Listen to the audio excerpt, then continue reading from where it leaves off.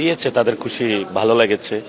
এবং মানে আপনি একজনকে মারলেন, চোখ তুলে ফেললেন, আবার তার বিরুদ্ধে মামলা দিলেন, তো এটা তো তারেক রহমানের সংস্কৃতি যে একজনকে মারো, ধরো, আবারই মামলা দাও, কি হবে? পরবর্তী কার্যক্রম কি? পরবর্তী আমরা স্বাভাবিকভাবে রাজনীতি করতেছি, প্রোগ্রাম করতেছি। যদি জেলে নিয়ে যায় জেলে চলে যাব, আর যদি মাইরা ফেলে হলে কবরে চলে যাব। ইন্টারেস্টিং বিষয় হলো তারা যে মামলাগুলো আমি দেখেছি মামলাগুলো করেছে, তারা অনেক ইন্টারেস্টিং বিষয় এখানে উল্লেখ করেছে যে আপনারা হামলা করেছেন বা তাদেরকে হয়রানি করেছেন। আসলে কতটুকু সত্য নয়, মিথ্যা। পুরা দেশবাসী প্রত্যক্ষ করেছে,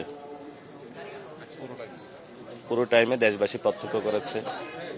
এবং আপনারা দেখেছেন যে বলছে থানা থানা, আমি তো থানা যাই নাই।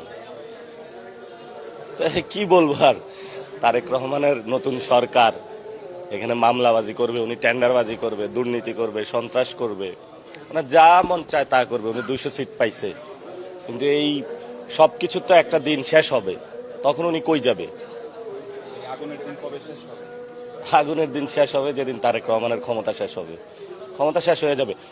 আমাদের বিশ্ববিদ্যালয়ের জীবনে একজন এহসান রফিক নামে ছিল, যার চোখ টোক সব থেতলে দিয়েছিল ওই সময়কার ছাত্রলীগ, পুরো দেশবাসী প্রত্যক্ষ করেছে।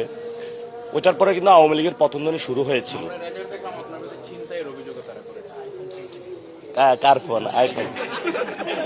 ওটা কি জিকে গাউসের আইফোন ছিল নাকি? হ্যাঁ, নাকি তারেক রহমানের আইফোন ছিল? তারেক রহমান তো অবশ্যই আইফোন ব্যবহার করে না, অন্য ফোন ব্যবহার করে, ব্লুবেরি না ব্ল্যাকবেরি এরকম একটা ফোন ব্যবহার করে। এটা খুবই লজ্জাজনক। মানে যা তারা করতেছে, তারেক রহমান যা বাংলাদেশে করতেছে, এটা বাংলাদেশের রাজনীতির জন্য লজ্জা। এবং উনি রাজনীতির যে সংস্কৃতি, এটাকে অপসংস্কৃতির দিকে নিয়ে যাচ্ছে। এবং ওনার রাজনীতি করার ইচ্ছে নাই।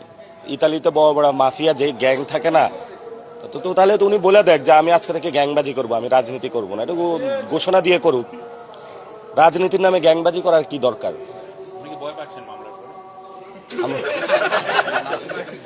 ভয় তো পাবোই, এত বড় গ্যাংস্টার বাংলাদেশে আসছে, কি নাই তার কাছে? জিকে গাউসের মতন অস্ত্র আছে, আব্বাস সাহেবের মতন অস্ত্র আছে, দুলু সাহেবের মতন অস্ত্র, সালাউদ্দিনের মতন অস্ত্র। কে কার চেয়ে কোন র্যাঙ্কিং এ কম?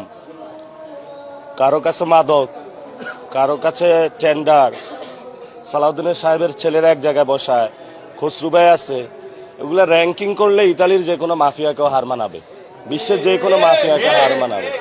তো বাংলাদেশে যে এই ধরনের সবাইকে মাফিয়াগুলাকে ছেড়ে দিয়েছে, সন্ত্রাসের রাজত্ব ছেড়ে দিয়েছে, আমার তো ভয় পাওয়া, মানুষে ভয় পাইতেছে। আমি কি মানুষ না? সবাই আমরা ভয় পাইতেছি, একটা টেরর রাজ্যে আছি।